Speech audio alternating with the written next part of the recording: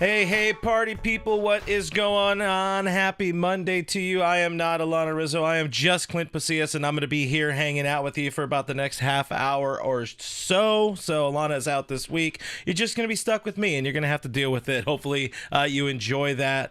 We do have a special guest joining us today, Sonja Chen. She is the new Dodgers beat writer for MLB.com. She's going to be doing some great stuff this season, covering your World Series champion Los Angeles Dodgers. Before we get into that, got to remind you, please subscribe to this show here on YouTube. It would really help us out. Rate the show 5 stars. Leave a review on the podcast platforms. It goes a long way in helping us get bigger and better. And it's just me here today. So, well, and Sonia. Jump into the comments. Let's sound off. Let's have ourselves a conversation about our Dodgers, who had themselves a busy Friday. So we're going to get into it right now in the big ticket.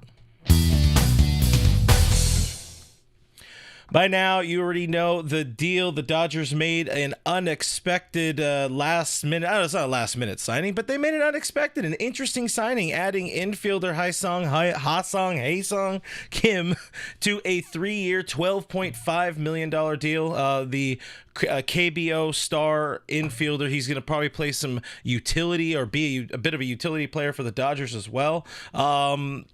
I said unexpected because it very much came out of left field, seeing Hyeseong Kim join the team at this point in the offseason. Was down into the final minutes of his posting window from the KBO. The Kiwoom Heroes said, hey, you guys can pick him up, and that's exactly what the Dodgers did. What does this do for the team?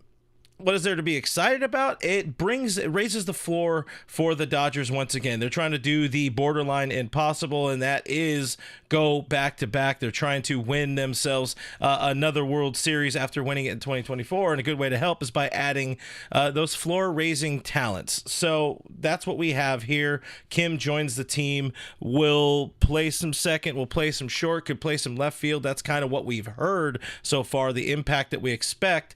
We're also hearing some rumors about Gavin Lux maybe being one of the big pieces that could be affected by the signing of Hyeseong Kim here. Hyeseong Kim, however it is properly pronounced. I'm not a big-time pronunciation boy, but we'll get into that slightly in just a minute with Sonja Chen. But that's the plan there. We're hearing that, seeing that. Fabian Ardaya mentioned that. We've also had a friend of the show, Dave Vassay, mention that the Dodgers' plan is not to, boot Gavin Lux or not to displace Mookie Betts at shortstop. The plan is Kim will be a utility player. That's even if he's on the opening day roster. He does have the ability to be optioned. Really good deal. The point is a really, really good deal for the Dodgers. But I mentioned Gavin Lux there, and again, we're going to talk more about this in a little bit with Sonia when she joins us. But Gavin Lux, we're hearing more rumors about the potential availability. We know he was rumored to be dangled in trade talks with the Milwaukee Brewers a couple weeks back for Devin Williams. We're now hearing more about maybe the Yankees being involved, maybe the Seattle Mariners having an interest in Gavin Lux. If we're wondering who is most impacted by this Kim addition, is it Chris Taylor? Is it Gavin Lux? Will it affect a return of Kiké Hernandez? Right now, if you're reading the tea leaves, if you're reading the writing on the wall, it feels to me like Gavin Lux is sort of potentially kind of an odd man out. That said, I still believe in Gavin Lux. I still believe this at this point in both his and Kim's major league career, of which Kim does not have a major league career yet. Gavin Lux has the higher upside. He plays a solid second base. We've seen what he can do. When he's right in the head, when he's healthy, he put together a really, really good second half, and he's also put together good seasons when healthy in the past. Of course, that knee thing bugged him a whole lot. But listen, we'll dive more into that. I want to point out one last thing. Dodgers continue to work, putting in a lot of work this offseason. My God, look at these names. Adding Blake Snell, extending Tommy Edman. You bring back Blake Trinan. You add Michael Conforto. Of course, Teoscar Hernandez officially re-signed, and you add Kim to the mix. Andrew Friedman stays busy, an exceptionally busy offseason. We wonder, is there still more in the tank? We'll ask Sonia next, but first, we are going to hear from AJ Pierzynski, Eric Kratz, and Scott Braun about Orgain. As an athlete, I care about what I put in my body, especially when it comes to protein. But can we also get some protein that tastes good? Come on, it's 2025. Todd, that's why this podcast is sponsored by Orgain. Orgain believes real nutrition has the power to make a real difference in people's lives, and it tastes so good. Orgain's new 30-gram complete protein shakes offer protein-packed real nutrition designed to satisfy your cravings without any added sugar. They're also an excellent source of premium ultra-filtered protein with all 9 essential amino acids. FT loves Orgain, and you'll often see it on the desk in the studio as we fuel up before and during the show. We love it for muscle support, recovery, and more. Remember, there are no quick fixes when it comes to your health. If you want more protein, give Orgain 30-gram protein shakes a try. Head to Orgain.com/FOUL30 and use code FOUL30 for 30% off your order. That's the best offer you'll find, but you have to use the code FOUL30 for 30% off. Big thank you to Orgain for supporting the Foul Network, and a big thank you to Sonja Chen, new Dodgers beat writer for MLB.com. Thank you for joining the show. Happy to have you here. Happy New Year to you. And some people probably don't know who the hell you are. We're happy to have you here and get you introduced to the fan base. You're coming at a great time. Of course, you spent the last few seasons covering in the Bay Area. You got some Oakland in there. You got some Giants in there, and Dodgers fans will certainly boo. But how do you feel stepping into this world where the Dodgers are run by Shohei Otani and they're going for back-to-back World Series title? How exciting is that for you as you enter this picture? I mean, it's a dream come true, really. It's to be on any beat was something that I really wanted to do the last couple of years as I was, mostly filling in. So it was like a new team every series pretty much to dig in and, really get to focus on one team, see what makes them tick. That's so incredibly exciting to me. And then to have it be a team like the Dodgers where there's not only the history with the franchise, but, a team that wants to win, a team that's always really just making things interesting, that is just such a joy. And I can't wait to really get started when spring training comes.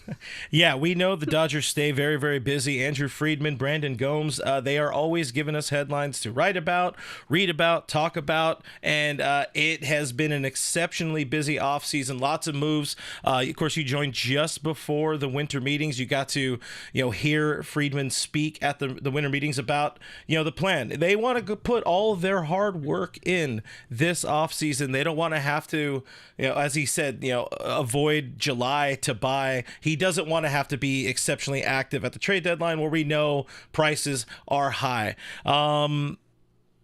What's your take about this offseason so far? What's left in the tank, and is Friedman doing the things that he needs to do so far to avoid spending a lot of money and time and prospects in July?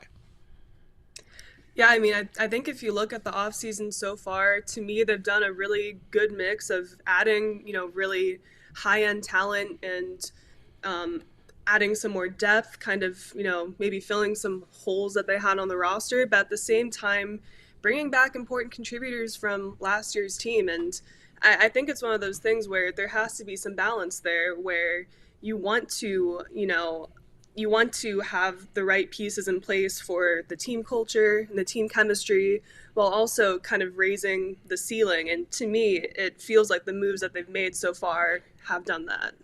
Yeah, culture is a big one. We know that Teoscar Hernandez, the return was huge for this culture. He fit in. It was like peas and carrots when he joined. And, of course, Shohei Otani joining the team last year. They hit it off very well. Excited to let you see what they're like together in the clubhouse. Spring training should be a lot of fun for you. We know they're not done. We know there's still a Roki Sasaki on the table somewhere in the next couple of weeks. We still want to know what happens with Kiké Hernandez, but we got to talk about something I was talking about just before you joined.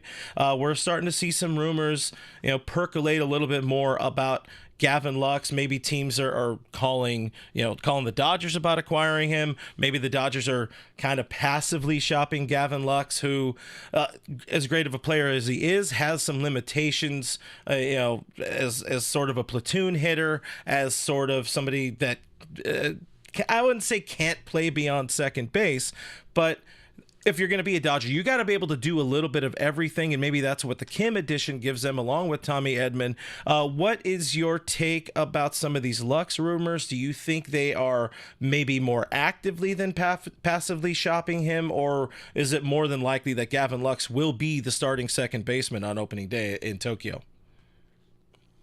I think it is hard to say. I'm still in the place where I'm getting to know the organization a bit. So as to the exact rumors, I kind of can't go in with specifics. But, from my own opinion, I would guess maybe they're more passively, including him in talks, because I think he's still an important piece to have. And if he can, play more like he did in the second half last year, especially, that would be huge to have in the lineup, I think. But I think it's hard to count on that, obviously. And with Hyeseong Kim in the mix too, I think you want to give him the opportunity to adjust to major league pitching, and it's going to be hard for him to do that if he's not playing. Maybe he won't be an everyday player, but he's probably going to need a fair amount of playing time, and I guess that could come in the minor leagues too. So there's just kind of a lot of moving pieces where I think that we'll probably have to see what happens in spring. They'll have to see both of them if they're both still in the mix at that point. I'm thinking it's going to be a story kind of developing into the next month or so. I mean, we know competition, brings out the best in athletes, and I think that's what they've really set themselves up with, adding Kim. At some point, you still really do hope Kiké Hernandez comes back into the picture, but you bring in the best talent and kind of just let them battle each other out, and, the best 26 men, fly out to Tokyo or whatever. You probably won't have that. You probably won't have everybody healthy, everybody ready to go. We know Otani won't be ready to pitch, all that kind of stuff, but still, in theory, you have your best 26 dudes flying out there. Mentioned Shohei there. We heard from Dave Roberts, probably not pitching until May. What's the latest you can tell us about Shohei Otani and his recovery? We did see him throwing at a high school in the LA area this weekend. What can you tell us about Shohei?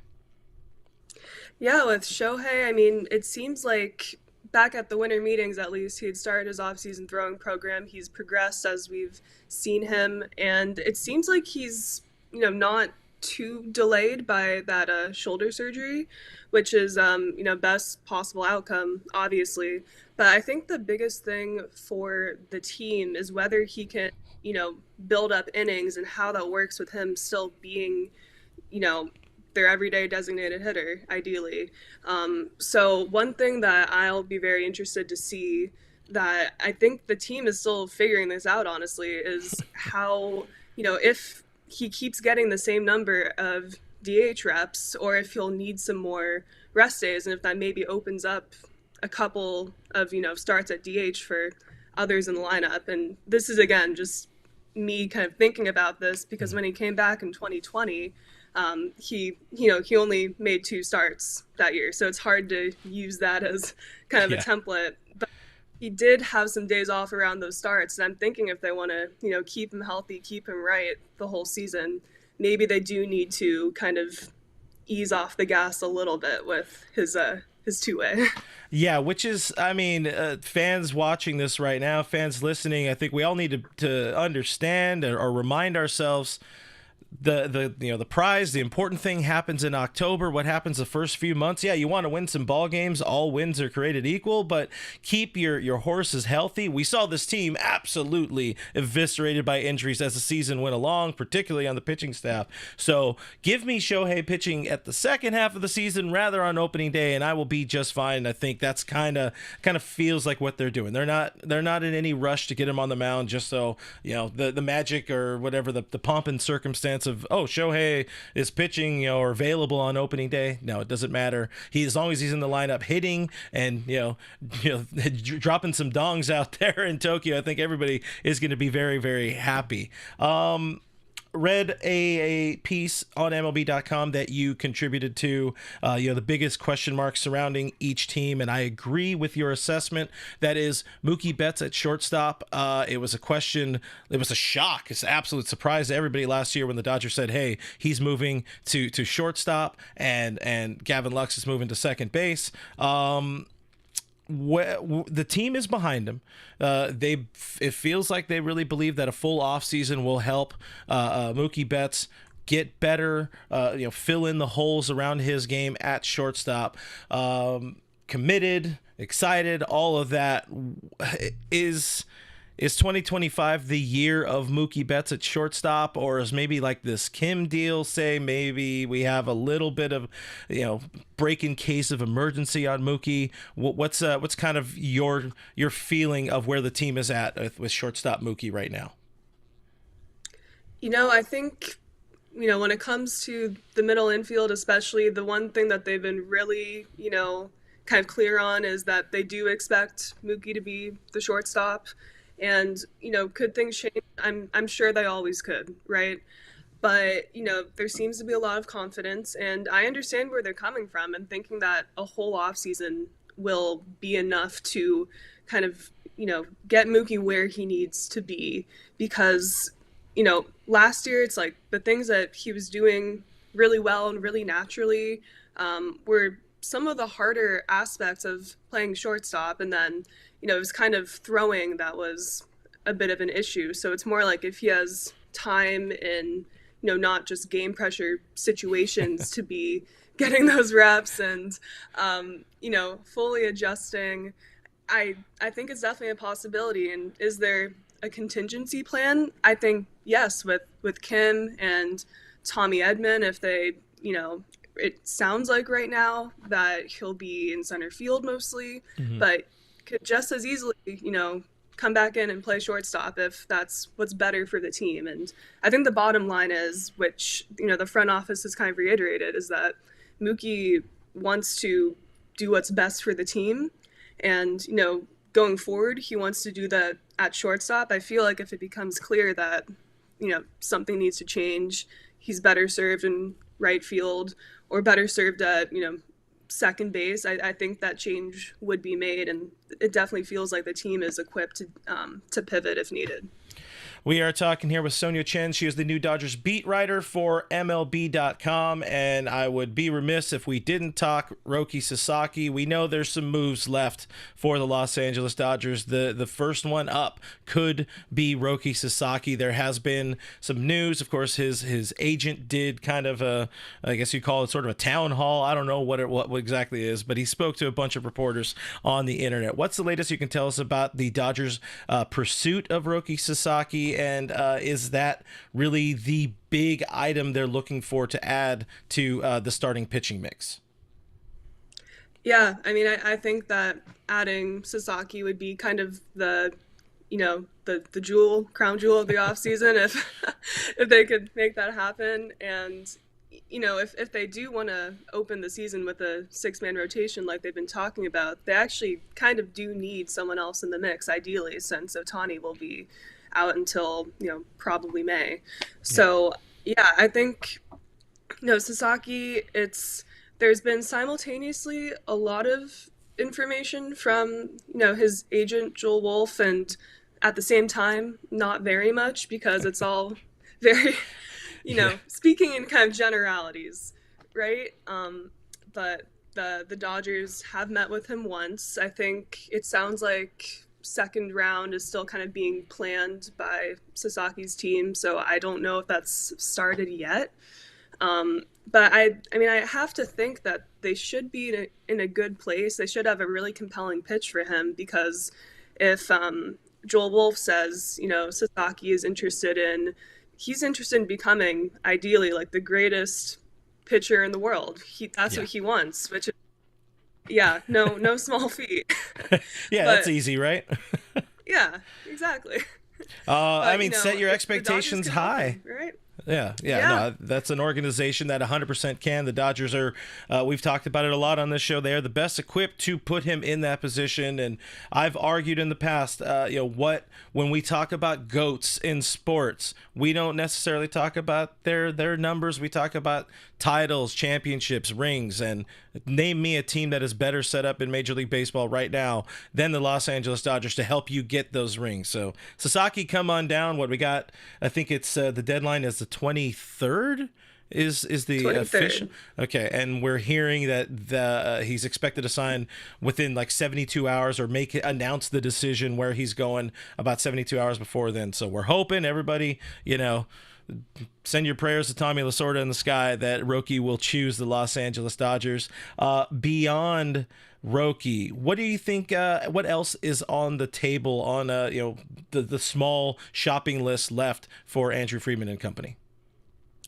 Yeah, I mean, I kind of assumed that they could use another high leverage reliever, especially with Brusdar Graterol being out until the second half at least. So, is the bullpen set up well enough as is? I think probably. If the season begins tomorrow, I mean, it's hard to say that this roster has actual holes, right? That's kind of it's kind of getting greedy at that point.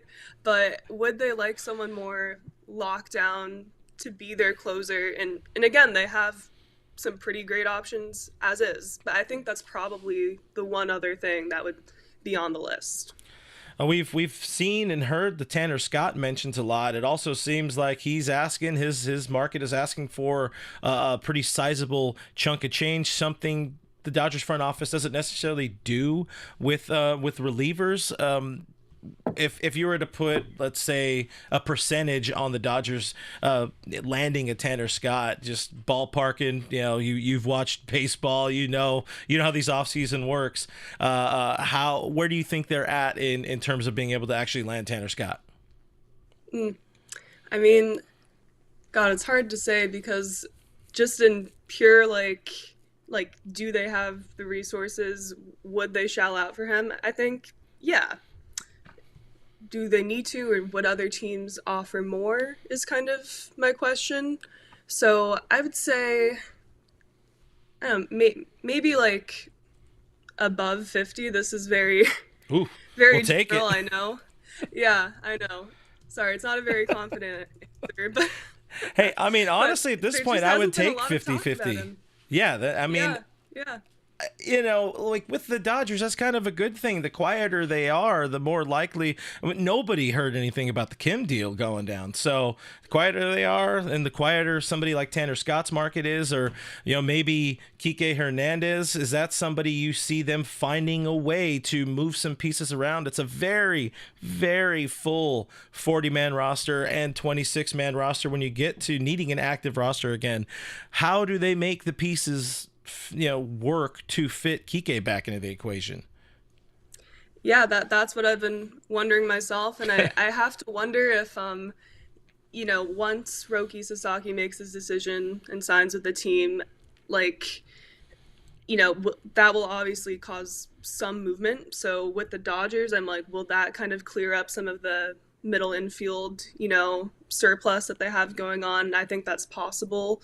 But yeah, with Kiké, I mean, I think it makes sense to find a spot for him, because he really, I remember thinking during the NL Division Series last year, after I think the first 3 games, that, this team really needed some sort of spark plug. And I was kind of wondering to myself, like, where does that come from?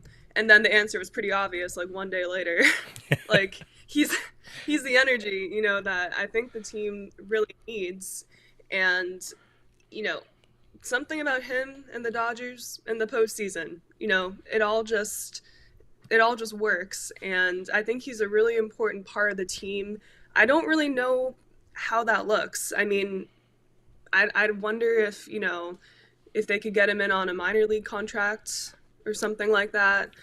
I don't know. It's kind of hard because, as you said, it is a really crowded 40-man roster, and there's a lot of just tough decisions kind of going forward.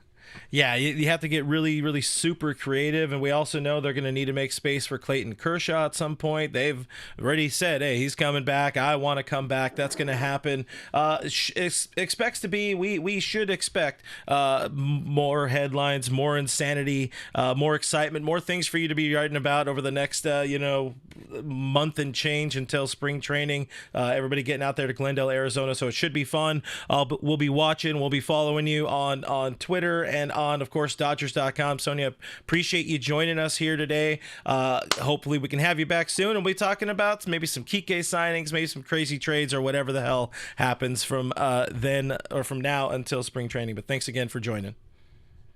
Yeah, thanks so much for having me. Great to be here, and great to be on the beat. Yeah, enjoy it. It's a lot more fun here in LA, I'll tell you. It's as opposed to talking about, everybody doesn't want. I'm not getting you in trouble with the Oakland fan base and MLB and all that. We'll keep things kosher for now. But now we're going to throw to Last Licks.